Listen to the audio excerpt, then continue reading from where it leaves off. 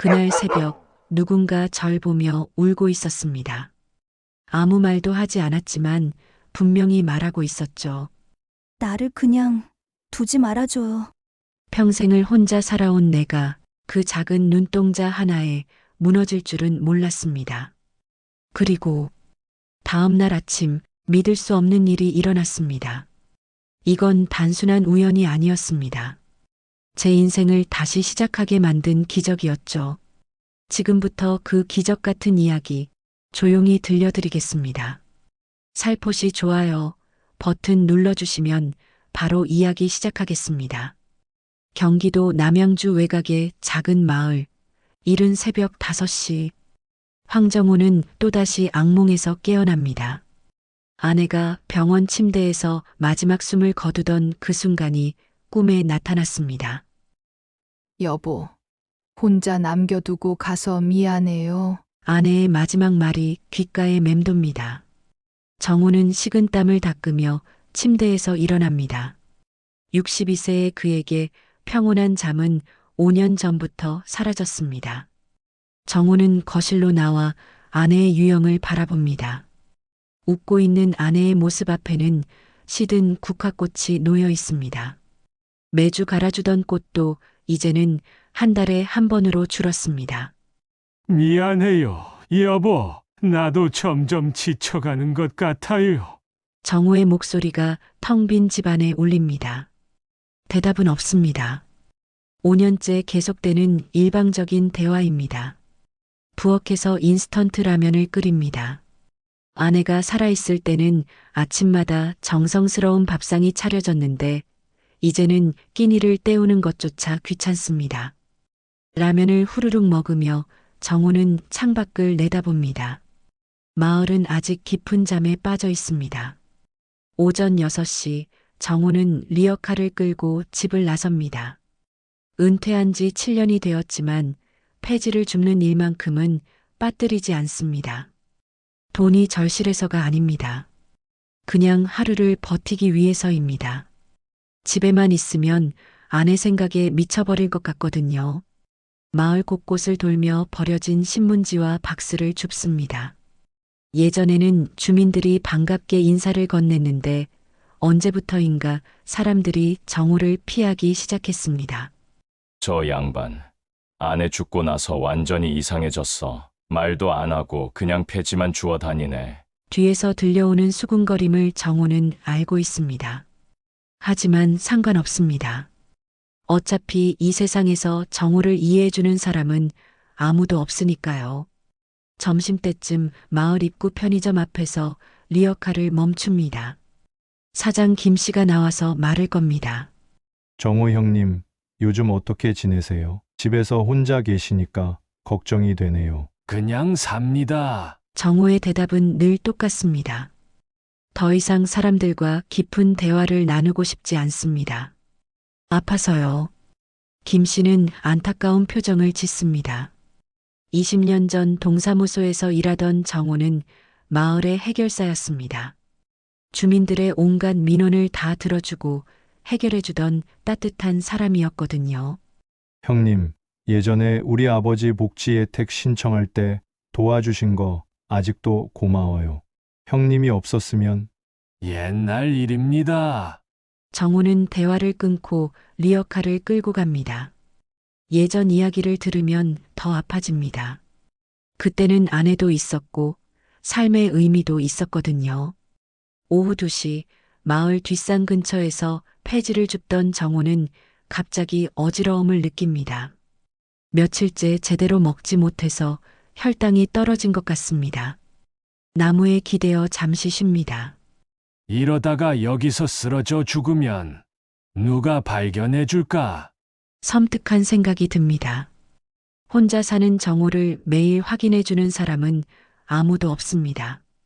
며칠 후에야 냄새로 발견될지도 모릅니다. 정우는 주머니에서 아내 사진이 든 지갑을 꺼냅니다. 결혼 20주년 때 찍은 사진입니다. 둘 다 행복해 보입니다. 여보, 나도 이제 지쳤어요. 혼자 사는 게 이렇게 힘든 줄 몰랐어요.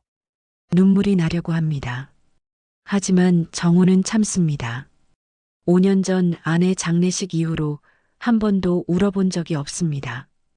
울면 더 무너질 것 같아서요. 저녁 7시 정호는 집으로 돌아옵니다. 리어카에는 하루 종일 주운 폐지들이 가득합니다. 고물상에 팔면 10,000원 정도 받을 수 있습니다. 냉장고를 열어봅니다. 김치 몇 조각과 계란 하나가 전부입니다. 계란 후라이를 해서 찬밥과 함께 먹습니다. 아내가 해주던 밥맛이 그립습니다. 오후 8시 정호는 소주 한 병을 따서 마시기 시작합니다. 아내가 살아있을 때는 술을 거의 마시지 않았는데 혼자 된 후로는 잠들기 위해 마셔야 합니다. 술이 들어가자 억눌렀던 감정들이 올라옵니다. 외로움, 후회, 그리움, 모든 것이 한꺼번에 몰려옵니다. 여보야, 나 정말 못 살겠어요. 하루하루가 지옥 같아요. 정호는 아내 사진을 안고 흐느낍니다. 5년 만에 처음 우는 것입니다. 눈물이 쏟아집니다. 밤 11시 정호는 침대에 누웠지만 잠이 오지 않습니다. 옆자리가 너무 비어 있습니다. 아내의 체온이 그립습니다. 내일은 뭐가 달라질까? 정호는 천장을 바라보며 중얼거립니다. 내일도 똑같은 하루가 될 것입니다. 혼자 일어나서 혼자 밥 먹고 혼자 폐지 줍고 혼자 잠들 것입니다. 하지만 정호는 모릅니다. 내일 새벽 운명이 그를 기다리고 있다는 것을요. 작은 기적이 그의 삶을 완전히 바꿔놓을 것이라는 사실을요. 새벽 2시 정호는 마침내 잠에 듭니다. 이번에는 악몽이 아닌 아내와 함께 웃고 있는 평온한 꿈을 꿉니다. 새벽 5시 30분 정호는 평소보다 30분 늦게 깨어납니다. 어젯밤 처음으로 깊게 잠들었기 때문입니다. 하지만 개운하기보다는 오히려 몸이 무겁습니다. 또 하루가 시작되는구나. 정호는 중얼거리며 침대에서 일어납니다. 어젯밤 울었던 탓인지 눈이 부어 있습니다. 화장실에서 찬물로 얼굴을 씻으며 거울 속 자신을 바라봅니다. 62세의 얼굴에는 세월의 무게가 그대로 새겨져 있습니다. 부엌에서 라면을 끓이려다가 멈춥니다. 갑자기 입맛이 없어집니다. 그냥 물 한 잔만 마시고 집을 나서기로 합니다. 어차피 하루 종일 돌아다니면서 뭔가 먹을 기회는 있을 테니까요. 오전 6시 10분 정호는 리어카를 끌고 집 밖으로 나옵니다. 11월 말의 새벽 공기는 얼어붙을 듯 차갑습니다. 하늘은 아직 어둡고 마을은 고요합니다. 가로등 불빛만이 어둠을 밝히고 있습니다. 평소와 다른 길로 가보기로 합니다. 마을 외곽 쪽으로 향하는 시골길입니다. 이쪽은 집들이 드문드문 있어서 폐지가 많지 않지만 오늘은 왠지 다른 곳을 가보고 싶었습니다. 리어카 바퀴가 자갈길을 구르며 덜컹거립니다. 정호는 고개를 숙이고 묵묵히 걸어갑니다.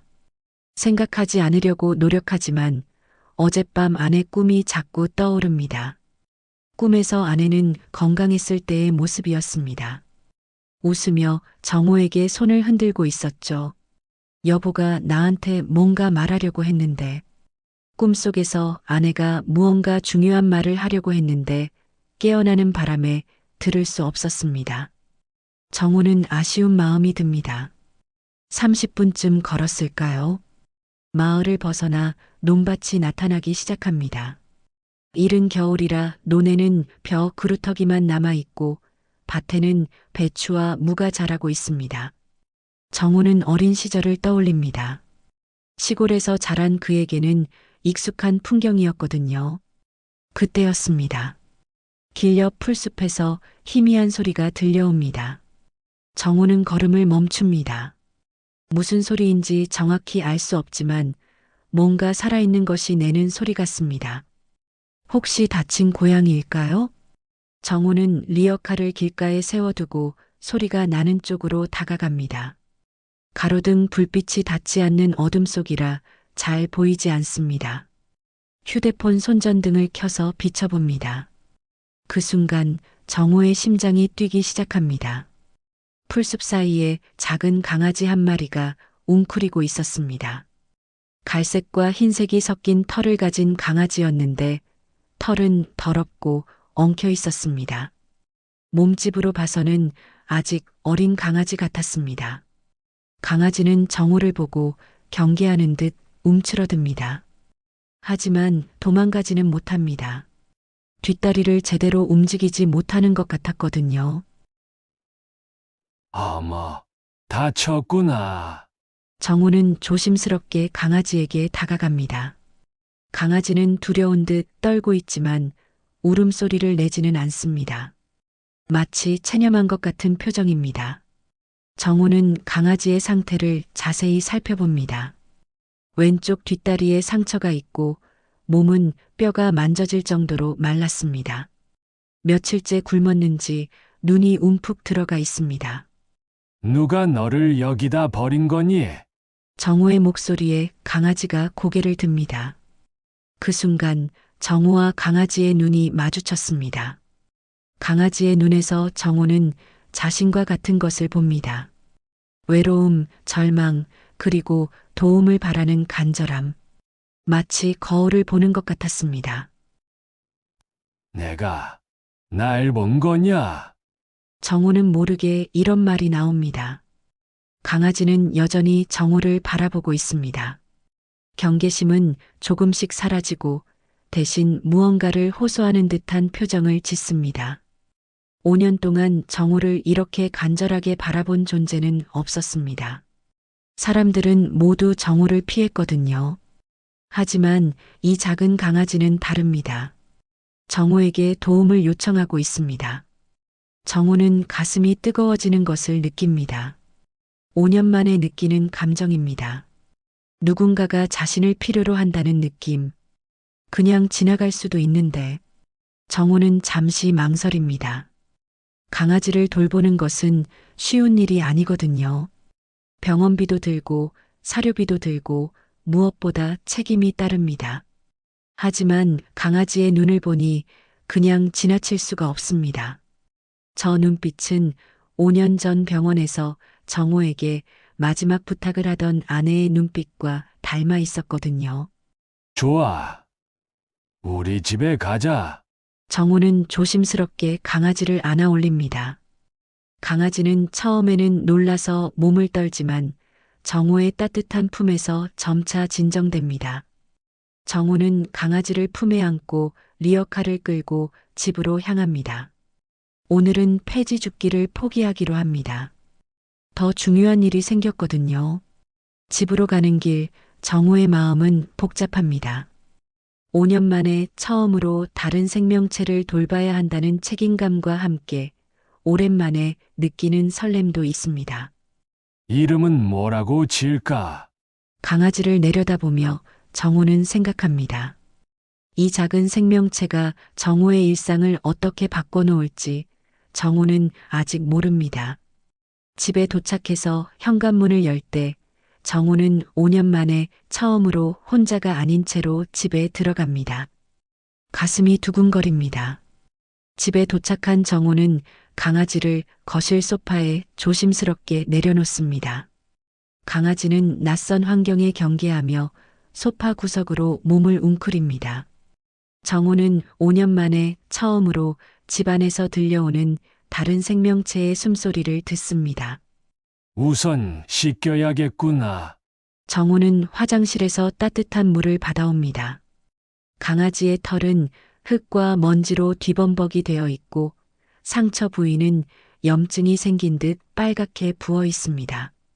정호는 조심스럽게 강아지를 씻겨줍니다. 처음에는 물을 무서워하던 강아지가 따뜻한 물을 느끼자 조금씩 긴장을 풉니다.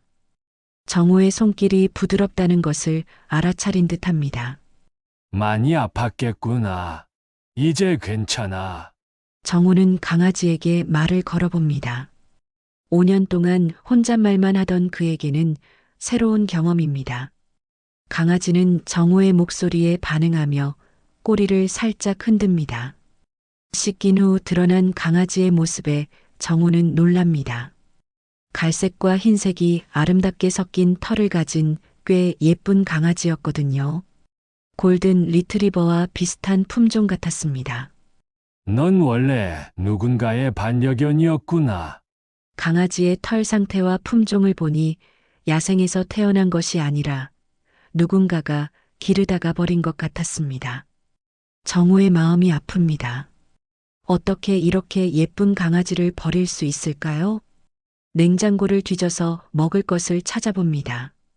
계란 하나와 어제 남은 밥, 그리고 멸치 몇 마리가 전부입니다. 정우는 멸치를 우린 국물에 밥을 말아서 식혀줍니다. 강아지는 음식을 보자 눈빛이 달라집니다. 얼마나 굶었던지 허겁지겁 먹어치웁니다. 정우는 강아지가 체할까봐 걱정되어 중간중간 그릇을 치워가며 천천히 먹이도록 합니다. 천천히 먹어. 이제 매일 챙겨줄 테니까. 정우는 자신도 모르게 이런 약속을 합니다. 5년 동안 누구에게도 약속하지 않았던 정우가 말입니다. 오후 2시쯤 정우는 강아지에게 이름을 지어주기로 합니다. 몽실이라고 부를까? 구름처럼 하얗고 부드러운 털을 가졌으니까. 강아지는 몽실이라는 이름을 부르자 고개를 듭니다. 마치 자신의 이름을 알아듣는 것 같습니다. 정우는 몽실이를 위해 담요를 깔아주고 물그릇도 준비해줍니다. 5년 만에 처음으로 누군가를 돌본다는 기분이 이상합니다. 힘들기보다는 오히려 마음이 따뜻해집니다. 저녁 7시 정우는 몽실이와 함께 저녁을 먹습니다. 자신은 라면을 끓이고 몽실이에게는 삶은 닭가슴살을 잘게 찢어서 줍니다. 혼자 먹던 밥이 이렇게 따뜻할 줄 몰랐습니다. 밤 10시 정우는 몽실이를 거실에서 재우려고 했지만 몽실이는 정우를 따라다닙니다. 혼자 있는 것을 무서워하는 것 같았습니다. 그럼 우리 방에서 자자. 정우는 몽실이를 침실로 데려갑니다. 5년 만에 침실에 다른 생명체가 함께 있게 된 것입니다. 몽실이는 침대 옆 바닥에 누워서 정우를 지켜봅니다. 이상하게도 그날 밤 정우는 깊게 잠들었습니다. 몽실이의 잔잔한 숨소리가 자장가 같았거든요. 다음 날 아침 8시 정우는 평소보다 늦게 깨어납니다. 몽실이는 벌써 깨어서 정우를 바라보고 있었습니다. 꼬리를 살랑살랑 흔들며 인사하는 것 같습니다. 좋은 아침이야, 몽실아. 정우는 5년 만에 처음으로 아침 인사를 합니다. 몽실이가 있으니 집이 이렇게 활기찰 줄 몰랐습니다. 아침을 먹이고 나서 정우는 고민에 빠집니다. 몽실이의 다친 다리를 제대로 치료해줘야 하는데 동물병원에 가려면 돈이 필요합니다. 정우의 생활비는 넉넉하지 않거든요. 그래도 아픈 걸 그냥 둘 수는 없지. 정우는 결심하고 몽실이를 안고 마을 동물병원으로 향합니다. 오랜만에 마을 사람들과 마주치게 될 텐데 괜찮을까 걱정됩니다. 병원 앞에 도착했을 때 정우는 놀라운 광경을 목격합니다. 병원 앞에 여러 사람들이 모여 있었거든요. 그들은 모두 근심 어린 표정으로 뭔가를 찾고 있는 것 같았습니다. 여기서 강아지를 보셨나요? 우리 아이가 잃어버렸어요. 한 여성이 정우에게 다가와서 묻습니다.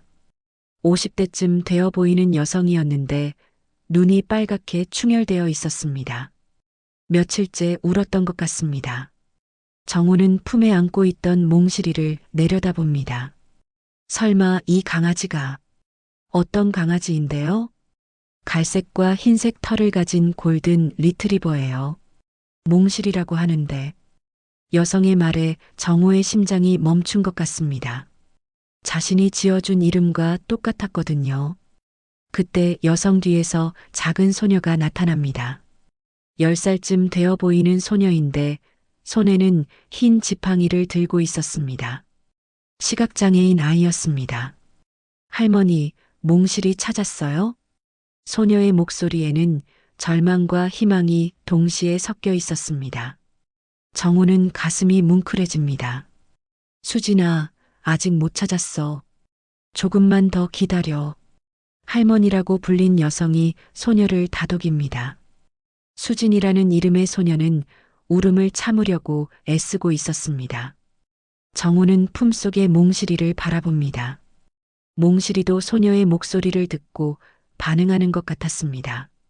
꼬리를 흔들며 몸을 꿈틀거립니다. 그 순간 정우는 깨닫습니다. 몽실이는 단순한 유기견이 아니었습니다. 시각장애인 소녀의 안내견이었던 것입니다. 수진에게는 눈가도 같은 존재였겠죠. 정우의 마음이 복잡해집니다. 하루 만에 정말 소중해진 몽실이를 돌려줘야 한다는 것이 아쉽지만 동시에 수진의 처지를 생각하면 그럴 수밖에 없다는 것도 압니다. 저기, 혹시 이 강아지가...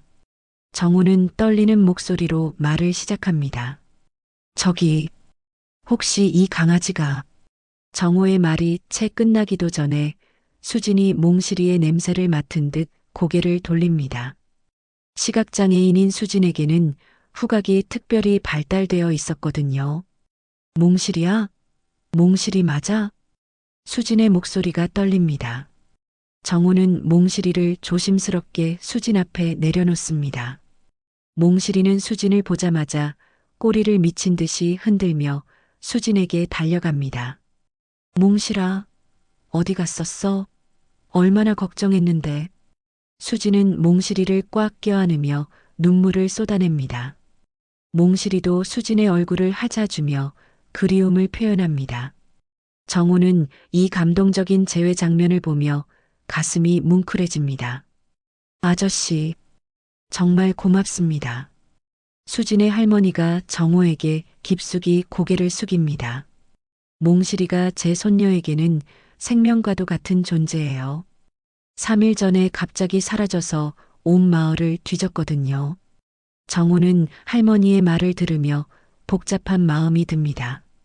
하루 만에 정말 소중해진 몽실이를 보내야 한다는 아쉬움과 동시에 수진이를 위해서는 당연한 일이라는 마음이 섞여 있었습니다. 아저씨가 몽실이를 돌봐주셨나요? 다친 데는 없어요? 수진이 몽실이를 만지며 걱정스럽게 묻습니다. 정우는 몽실이의 다친 다리를 가리키며 설명합니다. 왼쪽 뒷다리에 상처가 있어요. 병원에 데려가려던 참이었습니다. 어머, 우리가 병원비를 내야죠. 할머니가 지갑을 꺼내려 하자 정우는 손을 저어 말립니다. 아닙니다. 제가 하루 동안 돌본 것뿐인데요. 원래 주인을 찾아주는 게 당연하죠. 정우의 말에 할머니와 수진은 감동합니다.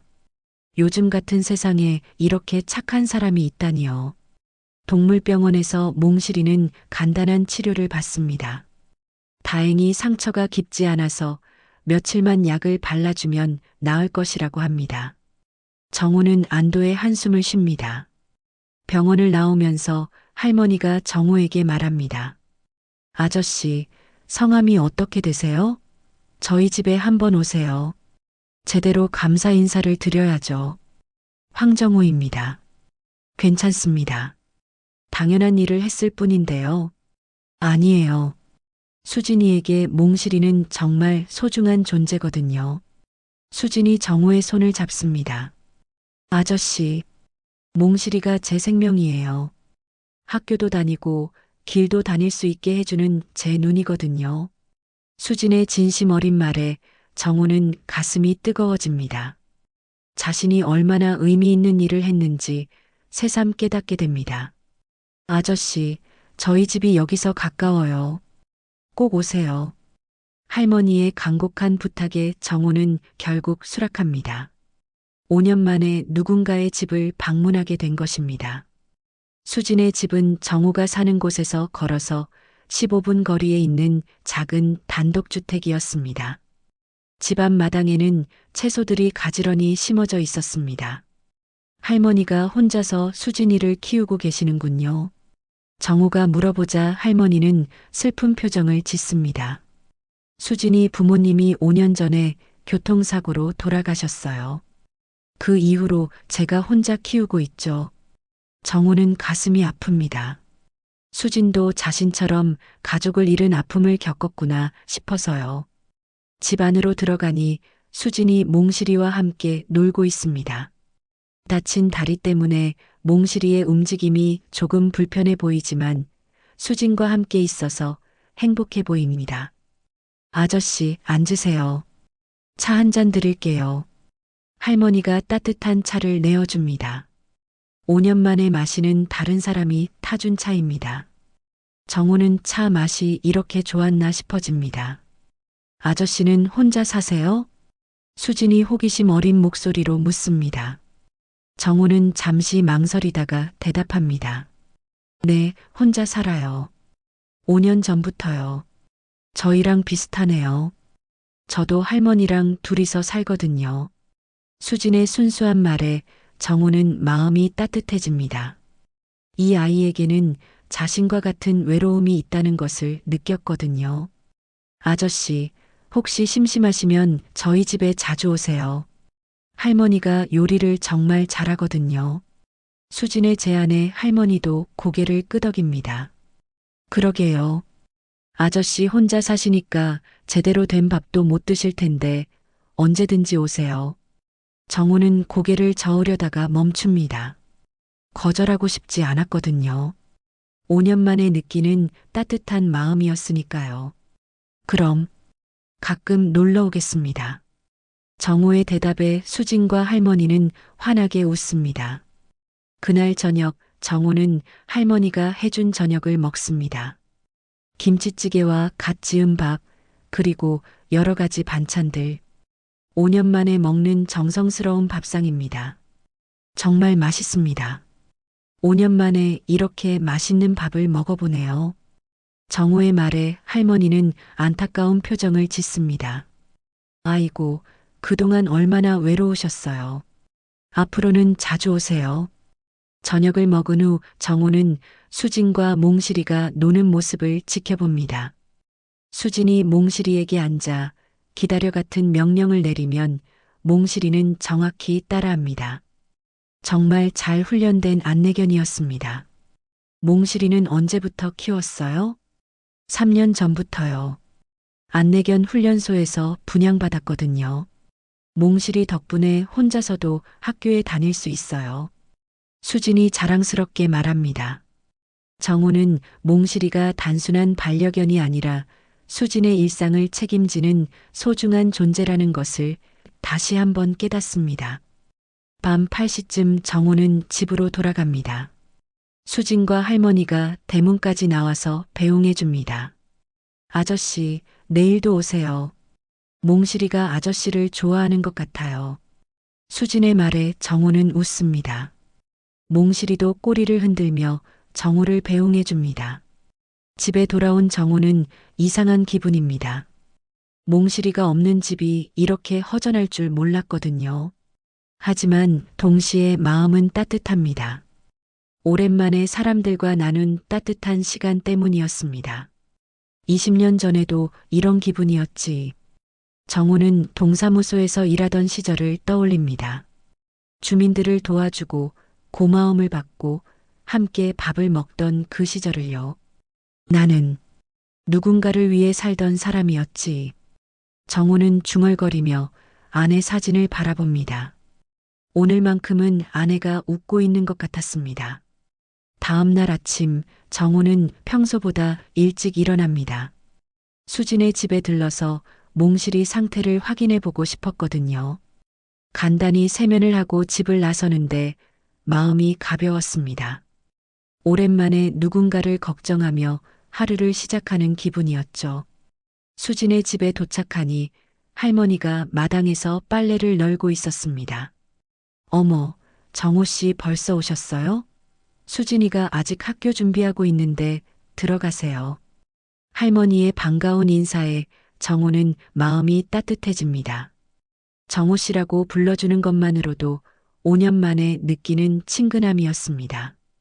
집 안으로 들어가니 수진이 몽실이와 함께 아침 준비를 하고 있었습니다. 몽실이의 다리는 많이 나아 보였지만 아직 완전히 낫지는 않은 듯 했습니다. 아저씨, 일찍 오셨네요. 몽실이가 아저씨 기다리고 있었어요. 수진이 환하게 웃으며 인사합니다. 몽실이도 정호를 보자 꼬리를 흔들며 다가옵니다. 정호는 몽실이의 머리를 쓰다듬어 주며 다리 상태를 확인해 봅니다. 많이 나아졌네. 며칠 더 지나면 완전히 나을 것 같아. 다행이에요. 몽실이가 아프면 저도 학교에 못 가거든요.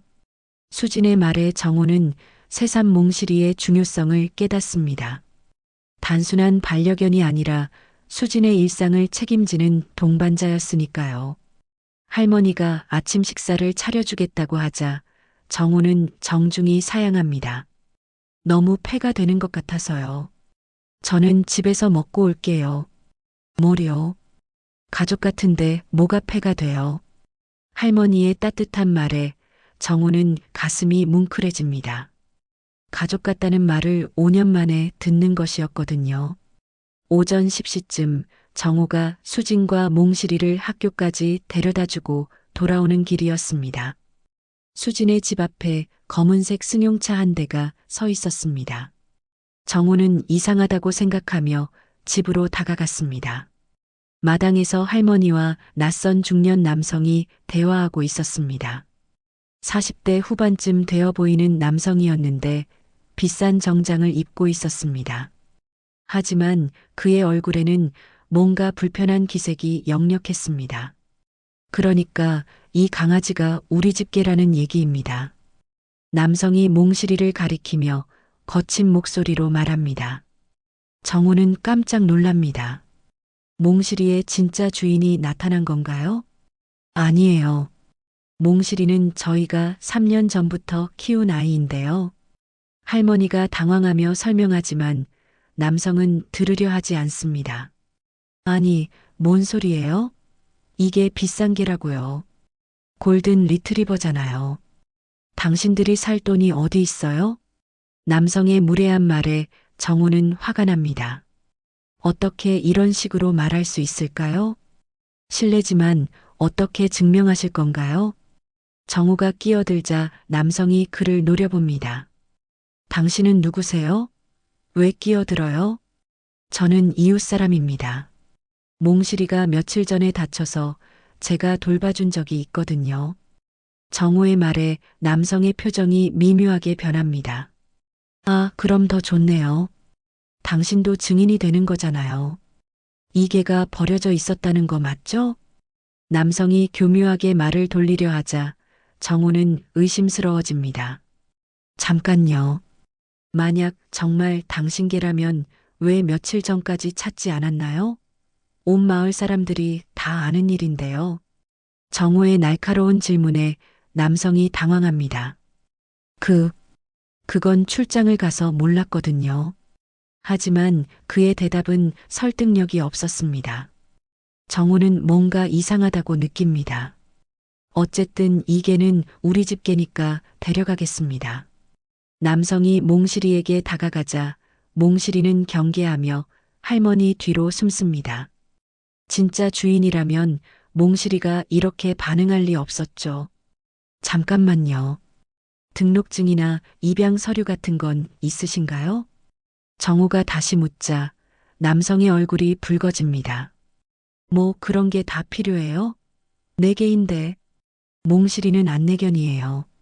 안내견 협회에서 분양받은 개라고요. 할머니가 떨리는 목소리로 말합니다. 그러자 남성의 태도가 더욱 거칠어집니다. 아니, 뭔 안내견이에요?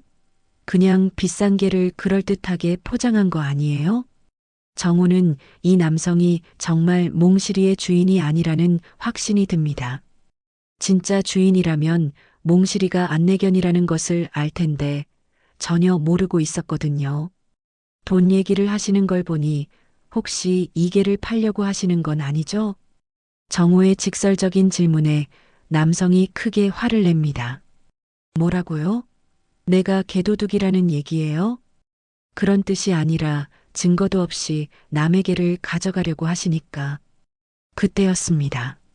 학교에서 돌아온 수진이 몽실이와 함께 마당으로 들어왔습니다. 수진은 낯선 목소리에 당황하며 몽실이를 꽉 붙잡습니다. 할머니, 무슨 일이에요? 수진의 목소리에는 두려움이 섞여 있었습니다. 몽실이도 수진을 보호하려는 듯 수진 앞에 서서 남성을 향해 낮게 으르렁거립니다.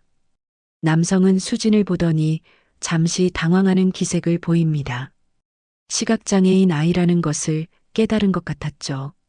아, 그런 사정이 있었구나. 남성의 어조가 조금 누그러집니다. 하지만 포기할 기미는 보이지 않습니다. 그래도 네 개는 네 개니까 다른 개로 바꿔주면 되잖아요. 정우는 이 남성의 말에 경악합니다. 안내견을 그냥 아무 개로나 바꿀 수 있다고 생각하다니요. 안내견이 뭔지 아세요? 몇 년간 훈련받은 특별한 개예요. 함부로 바꿀 수 있는 게 아니라고요. 정우가 설명하지만 남성은 듣지 않습니다. 오히려 지갑을 꺼내며 돈을 꺼냅니다. 그럼 돈을 줄게요. 50만 원 어때요? 이 정도면 충분하죠? 돈으로 해결하려는 남성의 태도에 정우는 분노가 치밉니다. 몽실이는 수진이의 눈이에요. 돈으로 살 수 있는 게 아니라고요. 정우의 단호한 말에 남성이 위협적으로 다가옵니다. 그럼 법적으로 해결하죠. 내가 증거를 가져올 테니까. 남성은 그렇게 말하고는 급히 차를 타고 떠납니다. 정우는 그 차의 번호판을 유심히 봅니다. 뭔가 수상한 구석이 있었거든요. 정우 씨, 어떻게 해야 하죠? 정말 몽실이를 빼앗아 가는 건 아니겠죠? 할머니가 불안해하며 묻습니다. 수지는 몽실이를 꽉 안고 떨고 있었습니다.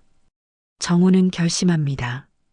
이 수상한 남성의 정체를 파악해야겠다고요. 그날 밤 정우는 잠들지 못하고 뒤척입니다. 낮에 만난 수상한 남성이 자꾸 신경 쓰였거든요.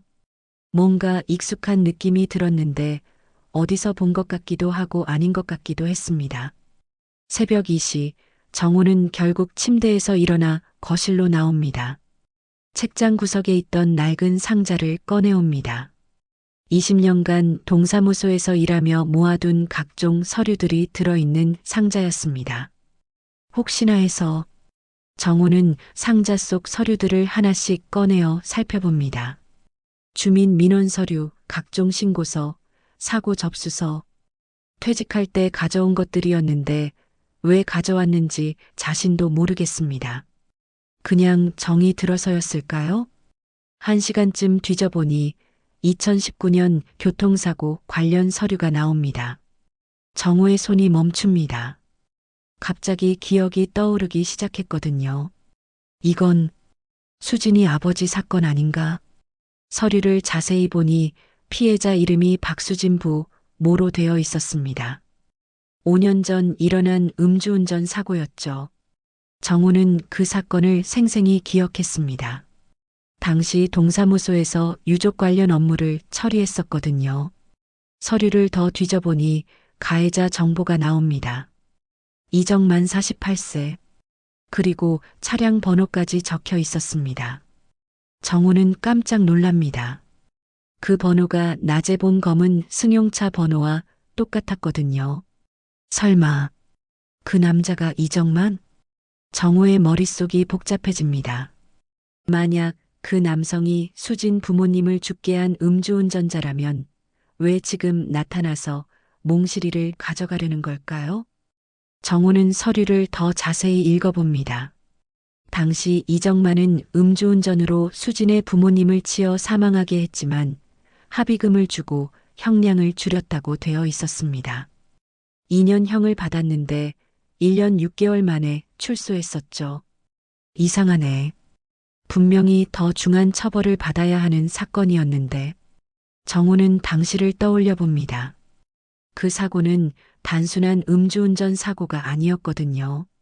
이정만이 술에 취해 중앙선을 침범해서 일어난 사고였는데 피해자 가족에게는 턱없이 적은 합의금만 주고 끝냈었습니다.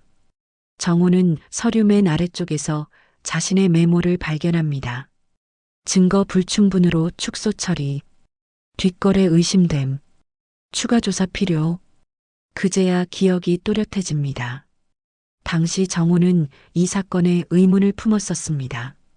명백한 음주운전 치사 사건인데 처벌이 너무 가벼웠거든요.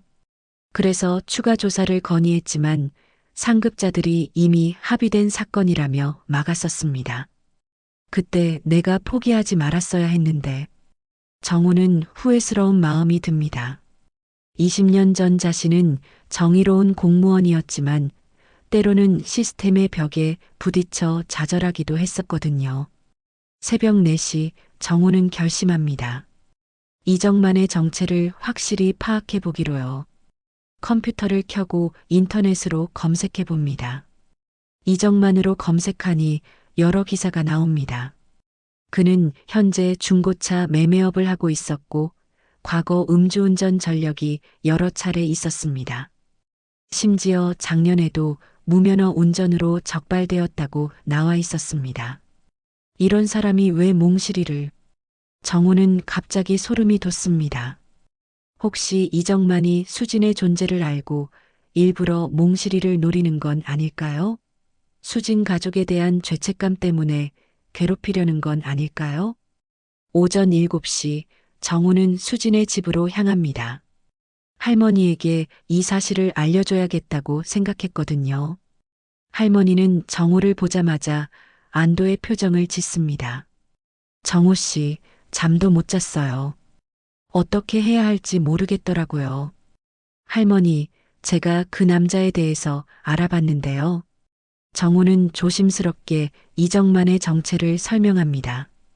할머니의 얼굴이 점점 굳어집니다. 설마 그 사람이 수진이 부모님을? 할머니의 목소리가 떨립니다. 수진이 학교에 간 사이라서 다행이었지만 이 충격적인 사실을 어떻게 받아들여야 할지 모르겠습니다. 할머니, 혹시 그때 사고에 대해서 이상한 점은 없었나요? 정호가 물어보자 할머니는 한참 생각하더니 입을 엽니다. 사실 이상했어요. 그렇게 큰 사고였는데 그 사람 형량이 너무 가벼웠거든요. 변호사가 돈을 많이 줬다고 하더라고요. 혹시 그 사람이 협박하거나 그런 적은 없었나요? 직접적으로는 아니지만 가끔 우리 집 앞을 지나다니는 차가 있었어요. 검은색 승용차였는데 할머니의 말에 정호는 확신합니다. 이정만이 계속 수진 가족을 감시하고 있었던 것입니다. 할머니, 이제 경찰에 신고해야겠어요. 이건 단순한 게 분쟁이 아니라 스토킹이에요. 정호가 말하자 할머니가 불안해합니다. 그런데 정말 괜찮을까요? 그 사람이 더 나쁜 짓을 하면 어떻게 해요? 정호는 할머니의 손을 잡고 안심시킵니다. 제가 도와드릴게요. 20년간 이런 일들을 처리해 왔거든요. 오후 1시 정호는 마을 파출소로 향합니다. 김순철 순경은 정호를 오래전부터 알고 있는 사이였습니다. 정호 형님, 오랜만이네요. 무슨 일로 오셨어요? 순철아, 좀 심각한 일이 있어서 왔어. 정호는 이정만의 행동과 과거 사건에 대해 자세히 설명합니다. 김순철은 점점 심각한 표정이 됩니다. 이건 정말 문제네요. 과거 사건 피해자 가족을 스토킹하는 거잖아요. 그래서 신고하러 온 거야. 그리고 이것도 봐봐. 정호는 20년 전 서류를 보여줍니다. 김순철은 서류를 자세히 읽어보더니 놀랍니다. 형님, 이 서류들 어떻게 가지고 계세요? 퇴직할 때 가져온 거야. 그때부터 뭔가 이상하다고 생각했거든. 김순철은 고개를 끄덕입니다. 형님이 맞아요.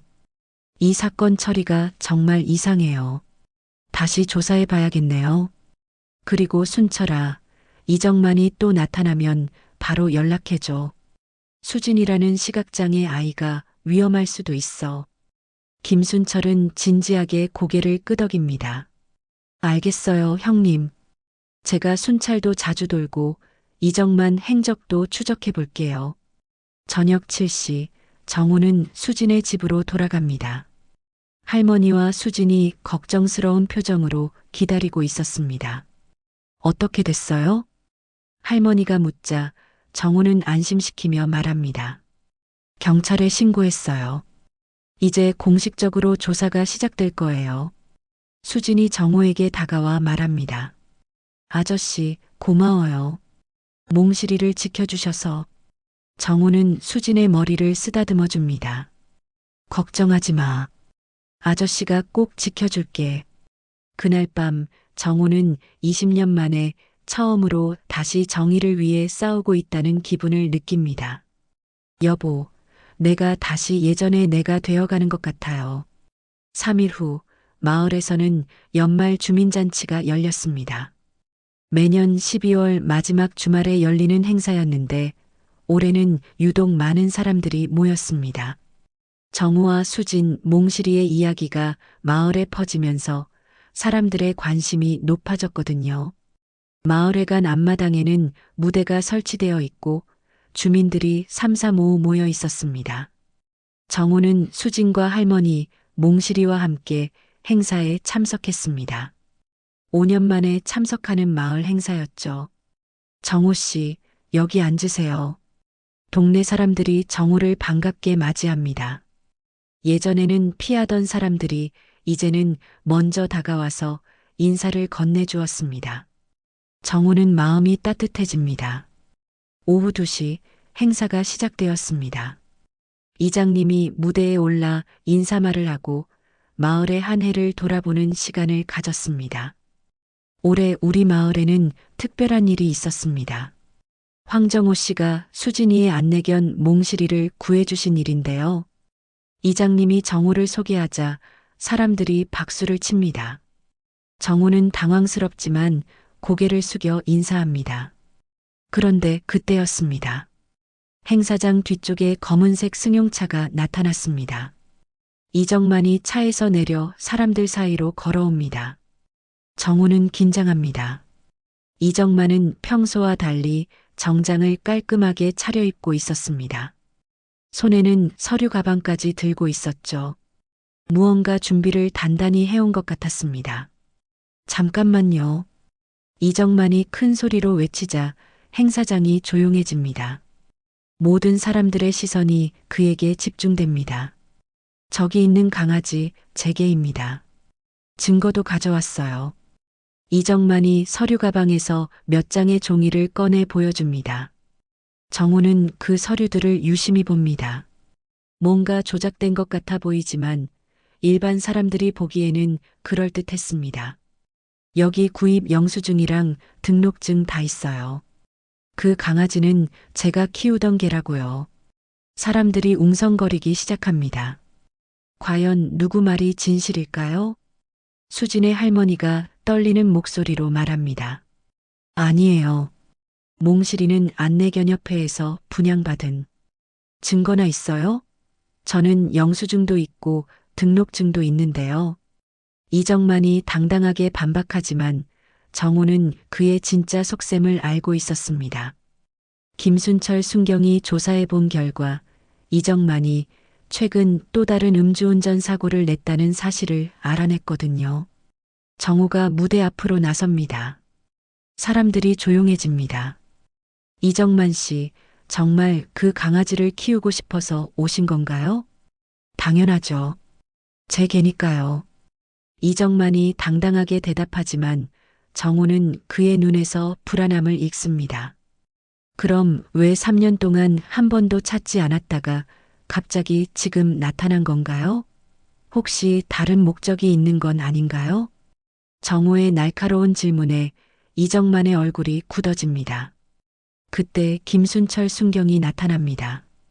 정우가 미리 연락한 것이었죠. 이정만 씨, 말씀드릴 게 있습니다. 김순철이 서류를 꺼내며 말합니다. 2주 전에 또 음주운전 사고를 내셨죠?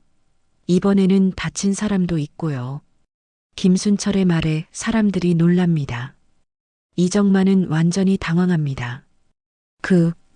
그건 별개 문제고, 별개 문제가 아닙니다. 5년 전 수진이 부모님을 치어 죽인 전력이 있는데 또 음주운전을 했으니 가중처벌을 받게 됩니다. 김순철의 설명에 행사장이 술렁입니다. 수진이 몽실이를 꽉 안고 떨고 있습니다. 정우가 큰 소리로 말합니다.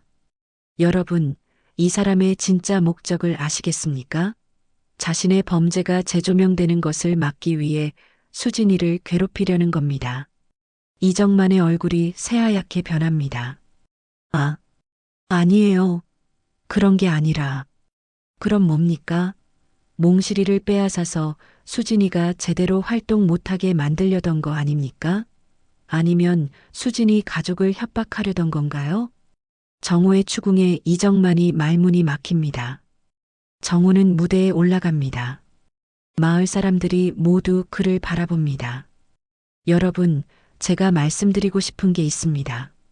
정우의 목소리가 행사장에 울려 퍼집니다. 몇 일 전 저는 길에서 다친 강아지 한 마리를 주었습니다. 그 강아지가 바로 몽실이었죠.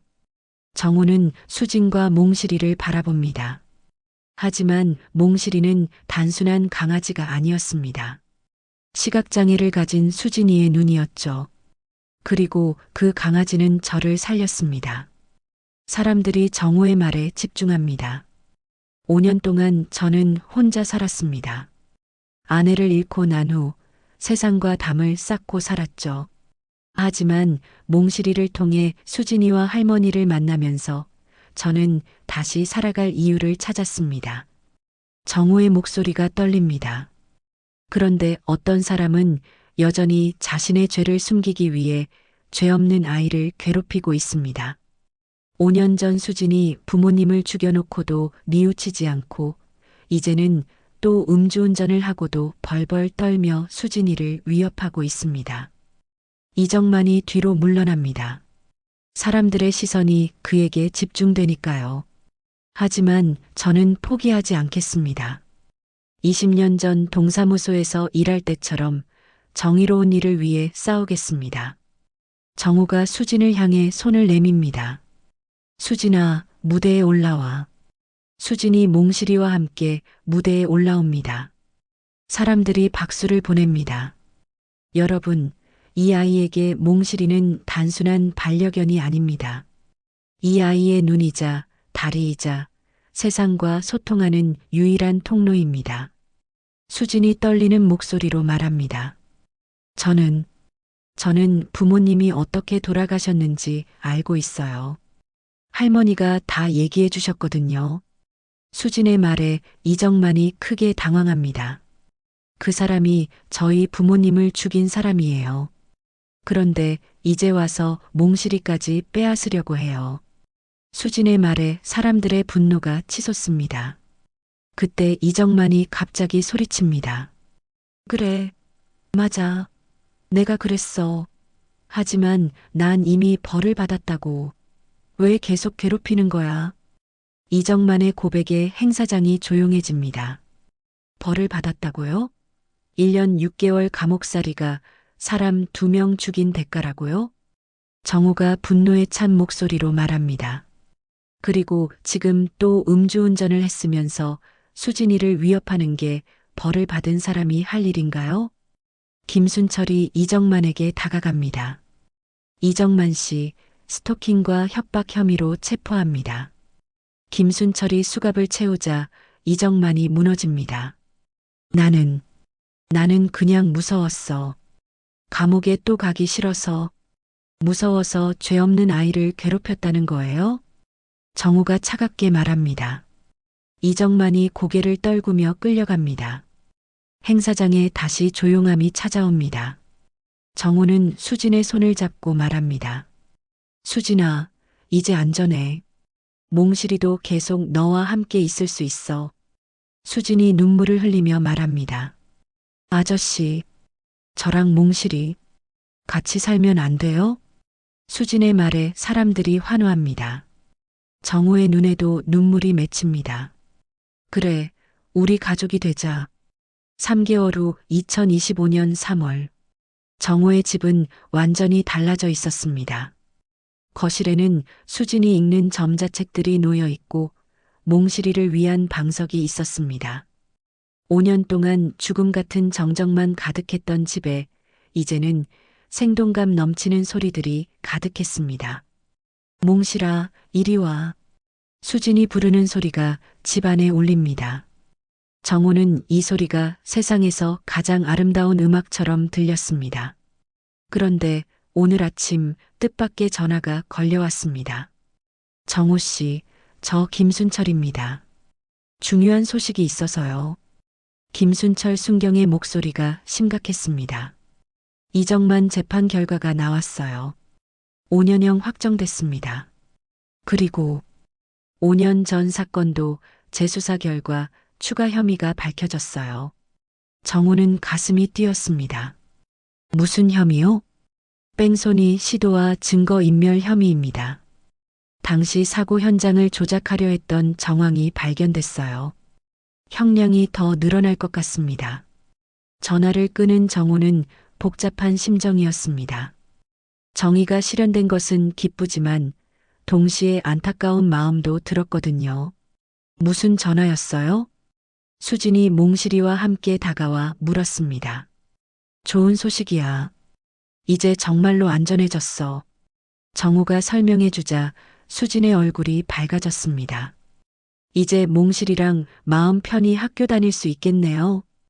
그때 할머니가 부엌에서 나오며 말했습니다. 그런데 정호 씨, 오늘 특별한 손님이 오신다고 했죠? 맞습니다. 오늘은 안내견협회에서 정호와 수진의 이야기를 듣고 직접 방문하기로 한 날이었습니다. 오후 2시 안내견협회 관계자들이 도착했습니다. 협회장과 훈련사, 그리고 기자 한 명이 함께 왔습니다. 안녕하세요, 황정호 씨. 몽실이와 수진이의 이야기가 정말 감동적이더라고요. 협회장이 따뜻하게 인사합니다. 저희가 오늘 온 이유는 2가지입니다. 첫째는 감사 인사를 드리려고요. 둘째는 제안이 있어서입니다. 정호와 수진 할머니가 궁금한 표정을 짓습니다. 정호 씨, 저희 협회에서 자원봉사자로 활동해 주실 의향이 있으신가요? 유기견 구조와 안내견 훈련을 도와주시면 어떨까 해서요. 예상치 못한 제안이었습니다. 그리고 수진이에게도 제안이 있어요. 안내견과 함께하는 홍보 활동에 참여해 주실 수 있나요? 많은 사람들에게 희망을 줄 수 있을 것 같아서요. 수진이 망설이며 정호를 바라봅니다. 아저씨, 어떻게 생각해요? 정호는 잠시 생각했습니다.